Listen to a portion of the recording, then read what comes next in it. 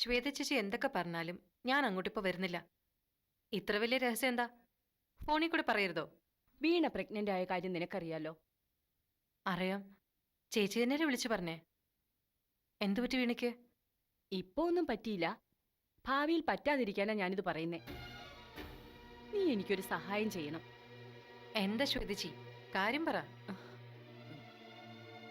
ആരും അറിയാതെ, വീണ പോലും അറിയാതെ വീണയുടെ പ്രഗ്നൻസി നീ ഒന്ന് അബോർട്ട് ചെയ്ത് തരണം. എന്താ ചേച്ചി പറയുന്നേ? ചേച്ചി എന്താ നോർമൽ അല്ലേ? ഷോ, നീ അവിടെ ബഹളം ഉണ്ടാക്കാതെ. ഞാൻ അവളുടെ അമ്മയല്ലേ. അവളുടെ നന്മ ഓർത്താ ഞാനിത് പറയുന്നേ. നീ ഒന്നും മനസ്സിലാക്ക. ഇത് മനസ്സിലാക്കാനുള്ള ബുദ്ധിയൊന്നും എനിക്കില്ല. ചേച്ചിക്ക് അത്ര നിർബന്ധമാണെങ്കിൽ ഏതെങ്കിലും ഹോസ്പിറ്റലിൽ കൊണ്ടുപോ. പക്ഷേ ഇക്കാര്യത്തിന് ഒരു സഹായവും എന്റെ അടുത്ത് പ്രതീക്ഷിക്കേണ്ട. പാർവതി, പ്ലീസ്. ഞാനിത് എന്തുകൊണ്ടാ പറയുന്നതെന്ന് നീ അറിയണം. സുധീഷിന്റെ പോക്കത്ര ശരിയല്ല. അവന് പഴയ കാമുകി ആ വർഷയുമായിട്ട് ഇപ്പോഴും ബന്ധമുണ്ട്. എന്റെ കണക്കുകൂട്ടൽ ശരിയാണെങ്കിൽ സുധീഷ് വീണയെ ഡൈവോഴ്സ് ചെയ്യും, വർഷയെ കല്യാണം കഴിക്കുകയും ചെയ്യും. പിന്നെ അവന്റെ കുഞ്ഞിനെയും വെച്ച് എന്റെ മോൾ എന്ത് ചെയ്യാൻ? ജീവിതം നരകമാക്കാനോ? എനിക്കിത് സമ്മതിച്ചു കൊടുക്കാൻ പറ്റില്ല. അതുകൊണ്ടാണ് ഞാൻ പറയുന്നത്, അബോർഷൻ നടത്തണം. സോറി ശ്വേത ചേച്ചി, എന്റെ ഹോസ്പിറ്റലിൽ ഒന്ന് കോണ്ടാക്ട് ചെയ്ത് നോക്ക്. വേണമെങ്കിൽ എന്റെ പേരും റെഫർ ചെയ്തോ. പക്ഷേ ഇക്കാര്യത്തിൽ നേരിട്ടോ അല്ലാതെയോ ഒരു വാക്ക് ഞാൻ പറയില്ല. Okay, by.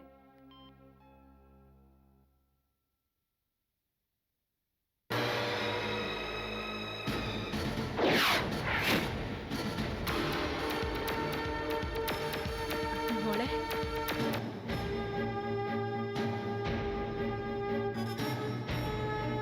എനിക്ക് വേണ്ടി മമ്മി ഒരുപാട് ഗവേഷണം നടത്തുന്നുണ്ടല്ലേ? ഗവേഷണ ഫലം സുധീഷ് എന്നെ ഡിവേഴ്സ് ചെയ്യും. അതെ, അത് തന്നെയാണ് സത്യം. എന്റെ കുഞ്ഞിനെ ഞാൻ കളയണം അല്ലേ മമ്മി? അവൻ നിന്നെ ഉപേക്ഷിച്ചു പോയാൽ ഈ കുഞ്ഞിനെയും കൊണ്ട് ജീവിതകാലം മുഴുവൻ നീ സങ്കടപ്പെടേണ്ടി വരും. ആ അമ്മുക്കുട്ടിയുടെ അനുഭവം നിനക്കറിയാലോ. ആ ഗതി വരണോ നിന്റെ വയറ്റിൽ കിടക്കുന്ന കുഞ്ഞിന്? മരണം വരെ വേറൊരു കൂട്ടില്ലാതെ ഒറ്റയ്ക്ക് കഴിയണോ നിനക്ക്? മമ്മി, മമ്മിക്ക് സ്വാർത്ഥത, മമ്മിക്ക് സ്വന്തം കാര്യം. ഇതൊക്കെ തന്നെയല്ലേ നീ മമ്മിക്ക് ചാർത്തി തന്ന ബിരുദങ്ങൾ? ആയിക്കോട്ടെ, മമ്മി സഹിച്ചു. പക്ഷേ ഞാനിപ്പം പറഞ്ഞ കാര്യങ്ങള് നീ സ്വസ്ഥമായിരുന്നോന്ന് ആലോചിച്ച് നോക്ക്. പക്ഷെ മമ്മി, വെറും ഒരു സംശയത്തിന്റെ പേരിൽ ഞാൻ എന്റെ കുഞ്ഞിനെ കളയണോന്ന് പറഞ്ഞ ഇനിയിപ്പം മമ്മിയുടെ വെറും സംശയമാണെങ്കിൽ തന്നെ ഈ കുഞ്ഞിനെ നിനക്ക് വേണ്ട. 2 വർഷം കൂടെ കഴിഞ്ഞു മതി. അപ്പോഴേക്കും നിങ്ങളുടെ ബന്ധം വെളുത്തോ കറുത്തോ ഇരിക്കുന്നെന്ന് വ്യക്തമാവുകയും ചെയ്യും. മമ്മി പറയുന്ന അനുസരിക്കെന്റെ മോള്.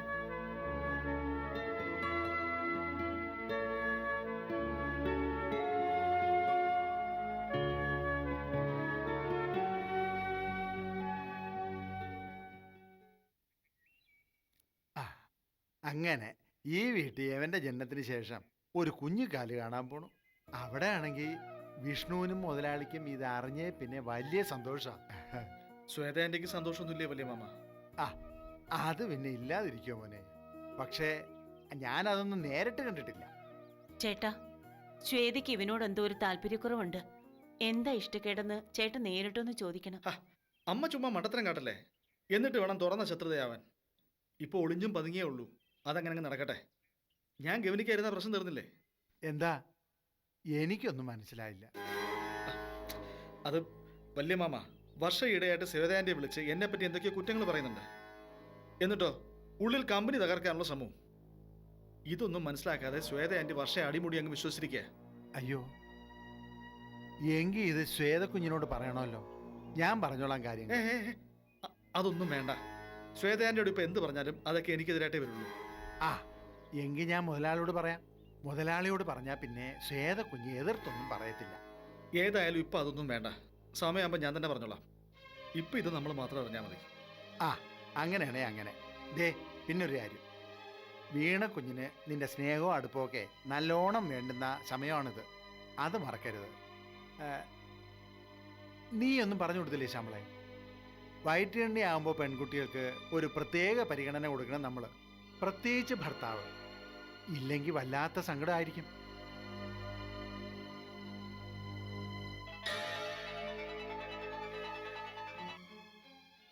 ഹലോ, എന്താ സേതു ആൻറ്റി?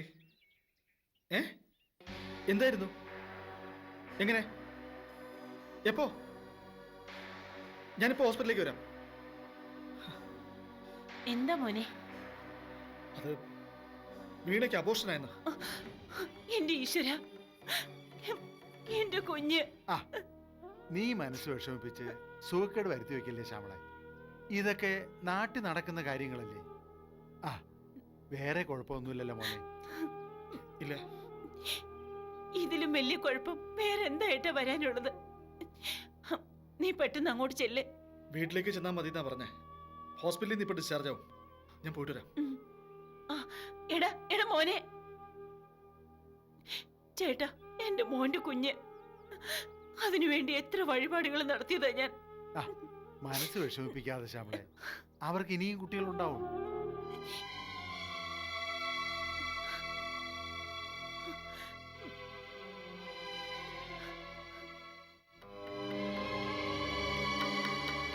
വിഷ്ണുവേട്ടനോട് ആരാ ഇത് പറഞ്ഞേ? പറഞ്ഞത് ആരായാലും സത്യമാണോ അല്ലയോ അത് പറ. സത്യം തന്നെയാ.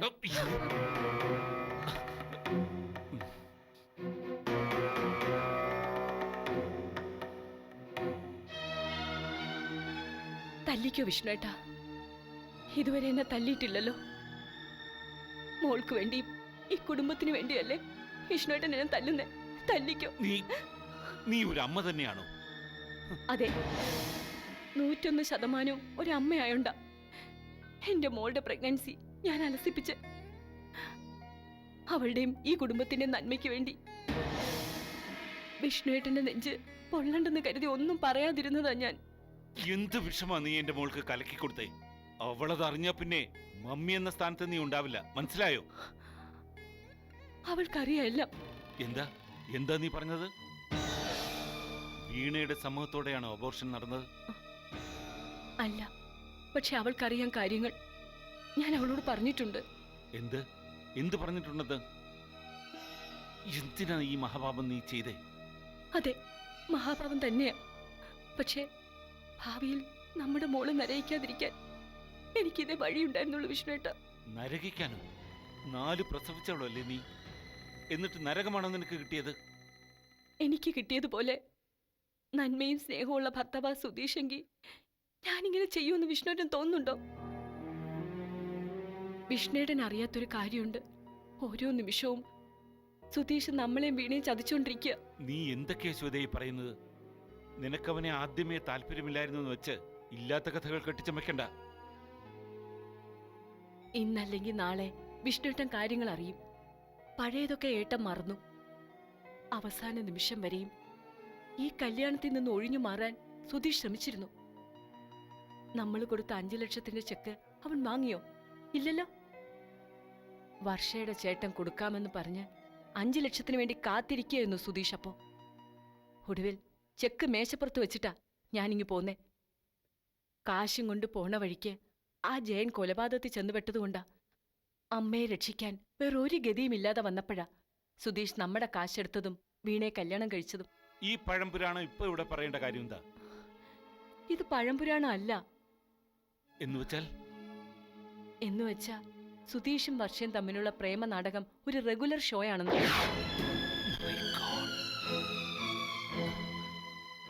അത് മാത്രമാണെങ്കിൽ സഹിക്കാം. എന്റെ മോളോടുള്ള പക കാരണം വർഷ സുധീഷിനെ ഉപയോഗിച്ച് കമ്പനി തകർക്കാനും തുടങ്ങിയിട്ടുണ്ട്. അതെങ്ങനാ? റിട്ടയർമെന്റ് ലൈഫ് എന്ന് പറഞ്ഞ് ഒരാൾ മാറി നിൽക്കുകയല്ലേ. വിഷ്ണുവേട്ടൻ എന്തെങ്കിലും അറിയുന്നുണ്ടോ? സത്യമാ ഇതൊക്കെ. നമ്മുടെ യൂറോപ്യൻ ഓർഡറുകൾ ഓരോന്നായി ക്യാൻസലായി പോകുന്നതിന്റെ പിന്നിൽ വർഷയും സുധീഷുവാ കളിക്കുന്നേ. അത് മുഴുവൻ വർഷയുടെ കമ്പനിയിലേക്ക് പോയി. സമീപ ഭാവിയിൽ സുധീഷും അങ്ങോട്ടേക്ക് പോവും, അവളുടെ ഭർത്താവ് ഉദ്യോഗത്തിന്. എന്റെ മോള് പ്രസവിക്കുന്ന കുഞ്ഞിന് ഒരച്ഛൻ വേണ്ട വിഷ്ണുവേട്ട? പറ, ഞാൻ ചെയ്ത പാപം തെറ്റായി പോയോ? അച്ഛനില്ലാത്ത കുഞ്ഞിനെ നമ്മുടെ മോൾ പ്രസവിക്കണമായിരുന്നോ?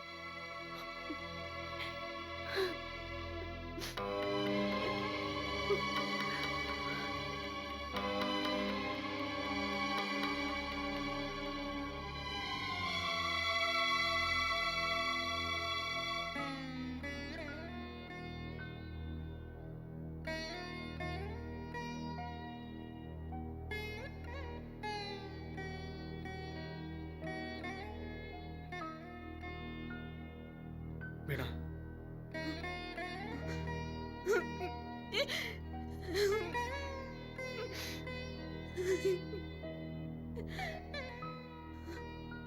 ഏയ് സാരമില്ല വീണ. It's fate. നമുക്ക് ആ കുഞ്ഞിനെ വിധിച്ചിട്ടില്ലെന്ന് കരുതിയാൽ മതി. മമ്മി എന്താ ശ്രദ്ധക്കുറവ് കാട്ടിയെന്ന് പറഞ്ഞ് ആൻറ്റി വഴക്ക് പറഞ്ഞിട്ടുണ്ടാവൂല്ലേ? സാരമില്ല വീണ, തൻ്റെ മമ്മിയല്ലേ. ആൻറ്റി എത്ര മോഹിച്ചിട്ടുണ്ടാവും നമ്മുടെ കുഞ്ഞിനെ എടുത്ത് ഓമനിക്കാനും ലാളിക്കാനും ഒക്കെ. അതിൻ്റെ സങ്കടം കൊണ്ട് പറഞ്ഞായിരിക്കും. സാരമില്ല വീണ, തൻ്റെ മമ്മിയല്ലേ. ഏയ് മതി. നമുക്ക് ഇനിയും കുഞ്ഞുങ്ങളുണ്ടാവില്ലേ? പിന്നെ എന്തിനാ ഇത്രയും സങ്കടം? സുധിയേട്ടൻ എന്നെ വിട്ടു പോവോ? നിന്നെ വിട്ടു പോവാനോ? എങ്ങോട്ട്? നീ എന്തൊക്കെയാ വീണ ഈ പറയുന്നേ? സങ്കടം സഹിക്കാൻ ഇത്രയും ശക്തിയില്ലേ നിനക്ക്? അത് പോട്ടെ, കഴിഞ്ഞത് കഴിഞ്ഞു. ഇനി മുന്നോട്ട് നോക്കാം നമുക്ക്. അതല്ല മമ്മി പറയാ സുധിയേട്ടൻ. സുധീഷേട്ടൻ,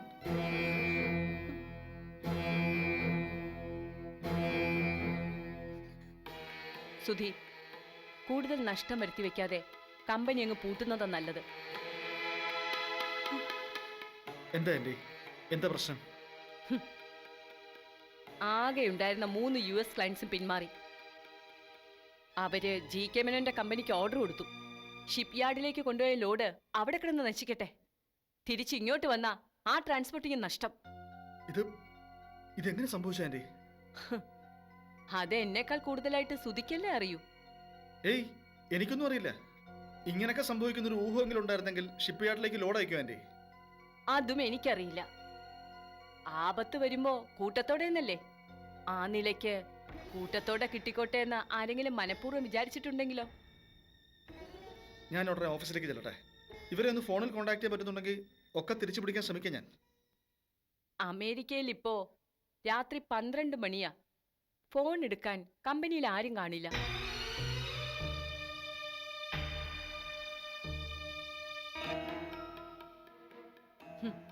മുമ്പ് ഞാൻ പറഞ്ഞത് സത്യമായി. എന്താ മമ്മി? പാളയത്തിൽ പട. അത് തന്നെ. നമ്മുടെ സകല ഇമെയിൽ രഹസ്യങ്ങളും ആ വർഷയ്ക്ക് കിട്ടുന്നുണ്ട്. അതിന്റെ അർത്ഥം ഒന്നുകിൽ മുഴുവൻ കാര്യങ്ങളും സുധി അവളോട് പറയുന്നുണ്ട്, അല്ലെങ്കിൽ ഇമെയിൽ പാസ്വേഡ് സുധി അവൾക്ക് കൊടുത്തിട്ടുണ്ട്. ഈ US ക്ലയൻസിനെ സുധി തന്നെയാ GK മേനോന്റെ കമ്പനിക്ക് ചോർത്തി കൊടുത്തത്. മമ്മി, അതേ മോളെ, സത്യമാണ്. അവൻ നിന്റെ കയ്യിൽ നിന്ന് പോയി. ചുമ്മാ ഒരു പോക്കല്ല അത്. നിന്നെയും ഈ കുടുംബത്തെ നശിപ്പിച്ചുകൊണ്ടുള്ള പോക്ക. അതിന് ചരട് വലിക്കുന്നത് വർഷയും. ഒരു നീരാളിയെ പോലെ അവള് നിന്റെ കഴുത്തിൽ പിടിച്ചിരിക്കുക. എന്റെ ജീവിതം നശിപ്പിച്ച അവളെ ഞാൻ കൊല്ലും. അതല്ല അതിനുള്ള പരിഹാരം. അവളുടെ അതേ നാണയത്തിൽ തിരിച്ചടിക്കുക വേണ്ടത്. സൂത്രത്തിൽ, പിന്നിൽ കൂടി, ചതിയിൽ കൂടി. ആ, കുഞ്ഞുണ്ടാവാതിരുന്നത് എത്ര നന്നായി.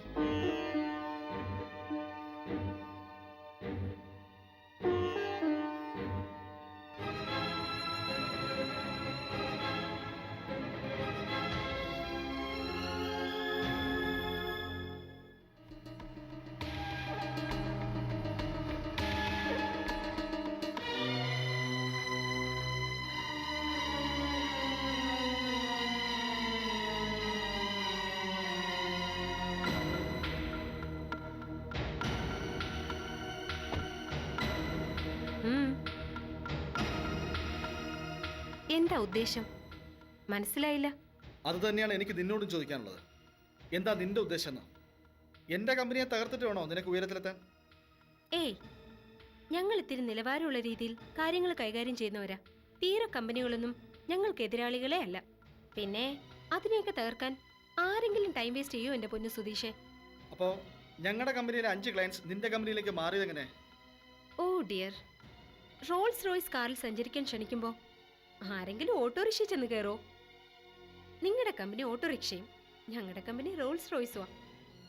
ചാടിക്കേറി ക്ലയൻസ് ഇങ്ങോട്ട് പോരുന്നത് ഞങ്ങളുടെ കുറ്റമാണോ? വർഷ വേണ്ട, നിന്റെ ഈ കളി അപകടത്തിലേക്കുള്ള പോക്കാ. ഇനി ഈ വർഷ മേനോന് എന്തോന്ന് അപകടം ഉണ്ടാവാനാ സുധിയേട്ടാ? അഗ്നിപർവ്വതം പൊട്ടിയ അപകടം പോലെ നീ എന്നെ ഉപേക്ഷിച്ചു. പ്രളയത്തിന്റെ അപകടം പോലെ ഗൾഫ് മേനോനെ ഞാൻ കല്യാണം കഴിച്ചു. ഇനിയിപ്പോ എന്ത് വന്നാലും വർഷയ്ക്ക് തരണ. അപ്പോ എന്നെ ചതിച്ചത് നീ തന്നെയാണല്ലേ? അതെ, ഈ ചതി ഇതിലും കനത്തിൽ ഇനിയും വരും അങ്ങോട്ട്. പക്ഷേ എന്റെ ചതി നിന്റെ നേർക്കല്ല, അവളുടെ നേർക്ക്. അവളാ എന്റെ ശത്രു, വീണ.